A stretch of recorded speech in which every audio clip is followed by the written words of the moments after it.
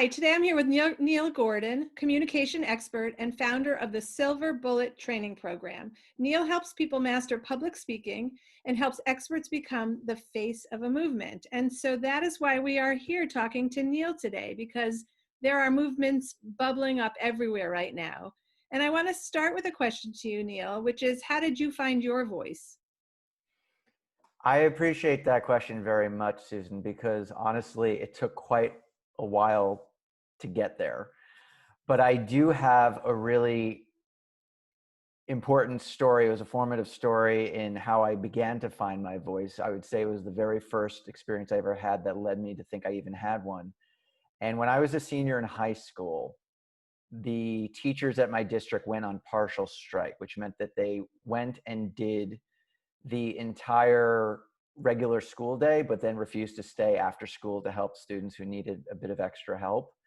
And they went and they picketed and they protested, and then a lot of controversy got stirred up in the local area. And so at the board meeting that was held at my high school one weeknight evening, it was more attended than it ever had been before. And there were parents and there were students and there were teachers. And one of the social studies teachers at my middle school got up and started yelling, and he was captured on local news about it. And some other students got up and they started yelling. One of my best friends sat right next to me, and he got up and he called out the Board of Education themselves for not being as good as the teachers and all of that. And the president of the board yelled back and the whole thing. A lot of vitriol, a lot of conflict. Then I got up and I stood there and I made the basic point that everything going on between the board and the teachers is like a chess game. But then I paused for a moment and I said, checkmate, the students lose. And I made the larger point that no matter what side of this argument they're on as a system of education, this is ultimately about the impact it has on those who are meant to benefit from that system, which of course was the students. And so I feel I found my voice in that day in several ways. One is that I stood up and spoke in front of a group of people for the very first time. But the other thing is that that was the very first moment I realized that when it comes to influencing others, the key thing is impact. And that was the very beginning of that. And it would be years until I understood that for myself and articulated to myself. But that was the day it started. Okay, so that's so interesting because you weren't expecting to do that, but something in the room empowered you to do that and left you with a feeling that you could change the world. But then it sat dormant for years after that. I would say so. I would say that honestly, Susan, it wasn't until years later that I truly believed I had something worth saying. And as a result, I pretty much took a passive stance on most of the things that happened around me. And even a personal example is that I had parents who yelled and screamed at each other every day. And more, even just as if not more significantly, they recruited me for their war every day, constantly trying to get me on board with their pain. And one day they suddenly stopped. They stopped and they never did it again. And they never did it again because I told them to stop. I said, you're not allowed to do this to me anymore. You have to stop right now. But the sadness that I feel around that, Susan, is that I was 25 years old when I did that. Wow. That had started when probably I was about 8 or 9 years old, and I could have spared myself nearly 2 decades of pain if I had a voice when I was young. Well, first of all, thank you for sharing that story. It's very powerful. And I'm sure people are listening to this right now who are thinking to themselves, how do I help my child find their voice? Because I feel like it's being squelched either in our house or because of the voice of the siblings. So I think it's a really important conversation for us to be having, especially now when kids are searching for ways to make a difference. Now, some of them are actually out there doing great things right now, but I want to hear from you. How can they be thoughtful about making sure that their message is not just voiced, but heard? Mm.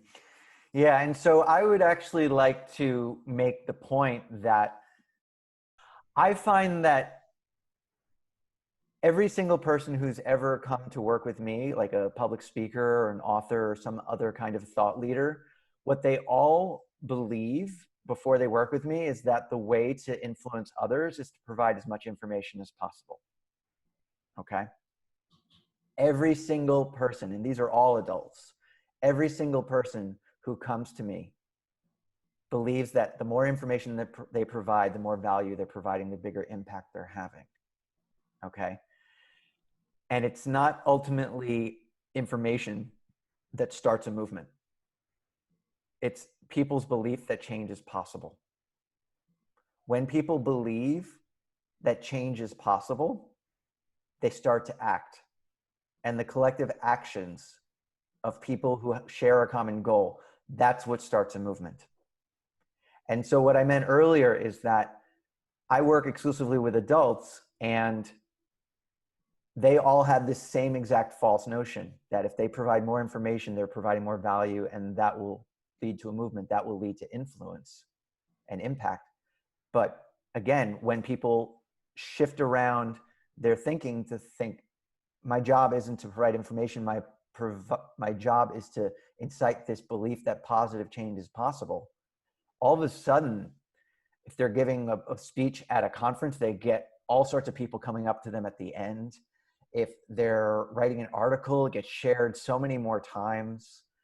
If they're doing a bit on a podcast, people are just blown away. I mean, there's just all of these amazing stories that happen that when people shift their thinking about the content, the voice that they share with others to around inciting that belief, then all sorts of people flock to their message. So how do we talk about teenagers and what we can instill in them to understand that that's a very effective way to communicate how they're feeling right now? So when I was volunteering a handful of years ago, the director of the program I was volunteering for was creating a partnership with another organization. The employee of the other organization brought along a young woman. She's 16 years old, and she had given a TED Youth talk. Basically, her goal was to get corporations to be more philanthropic.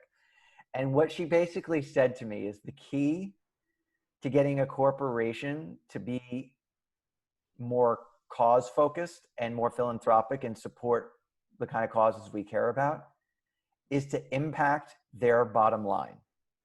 If you affect their ability to make money through the lens of their philanthropy, if philanthropy and their relationship to it somehow impacts their ability to make money, then watch how quickly they become more philanthropic.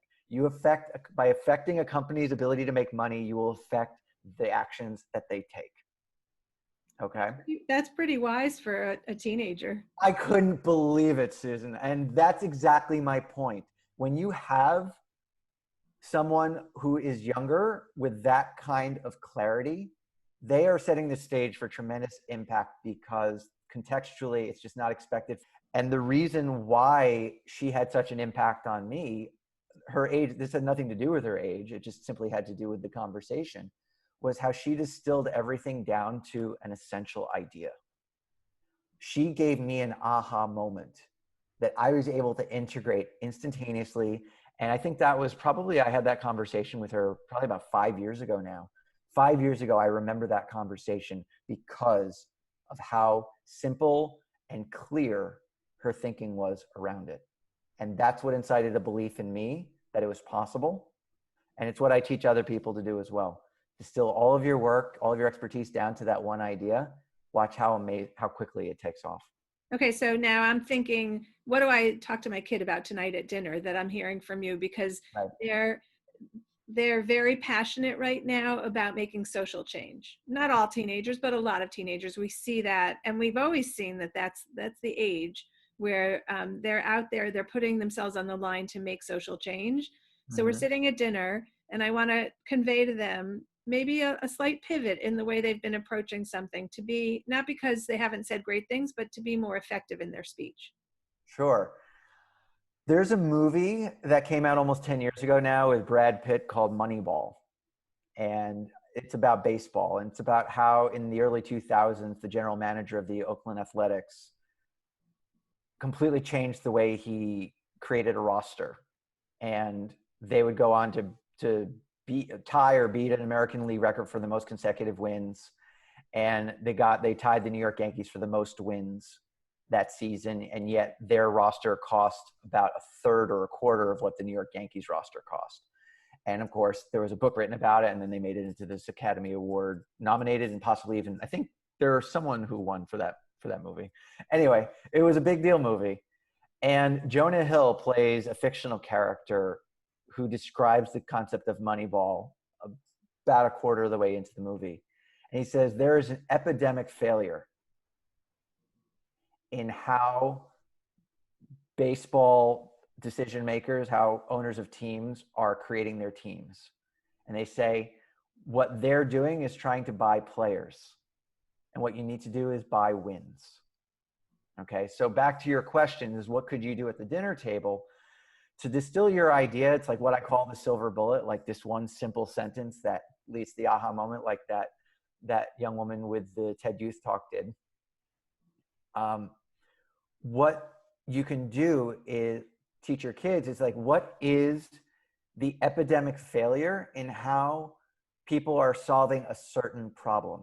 Whether it's you pick a problem that they see, it's not just, let's say, the systemic racism. That is a big one, and that might be what they want to tackle, but there might be the way you start conversations. It might be the way people respond to other people's judgment or hate, the way you respond to trolling, any of the things that are perhaps very topical and people really care about solving given the current state of things. You find that thing and you ask them to identify what is the epidemic failure and how people typically do that. What is the thing that people are doing that's flawed? And what can you offer? Not like what's 5 or 10 things that you could offer to do differently. Pick the one thing you feel is a response to that epidemic failure. And by doing that, you will set them on the path of thinking not just about how much information can I provide, but how much can I incite the belief that change is possible. That is a beautiful note to end on. Neil Gordon, thank you so much for your time, and appreciate sharing your wisdom. Thank you very much, Susan. I very much enjoyed the conversation.